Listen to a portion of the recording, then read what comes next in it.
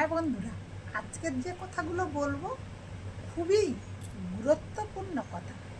এই পুরুষ শাসিত সমাজে সবসময় কিন্তু পুরুষরা নারীদেরকে দোষারোপ করে, নারীদের পদে পদে দোষ দেখায়।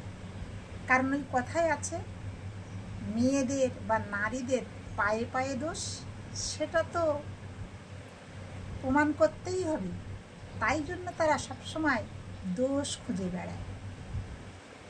তো নারীরা খারাপ হয় কেন শুনুন একটু।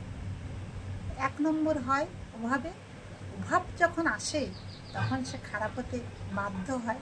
যখন কোথাও কিছু না পাবে সে তো খারাপ হবেই। আর এক হয়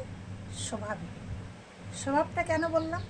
স্বভাবটা হয় এই পুরুষ মানুষদের জন্য। কারণ এই পুরুষ মানুষরা যখন 5 জায়গায় 5 রকম কিছু করে বেড়াবে, এই নারীরা দেখে দেখে যখন সেটা শিখতে চাইবে, সেটা যখন করতে চাইবে, তখন হয়ে যায় নারীদের স্বভাব খারাপ। তাই তো? এটাই তো আপনারা বলেন। কিন্তু মূল রোগের গোড়া হচ্ছে পুরুষ মানুষ।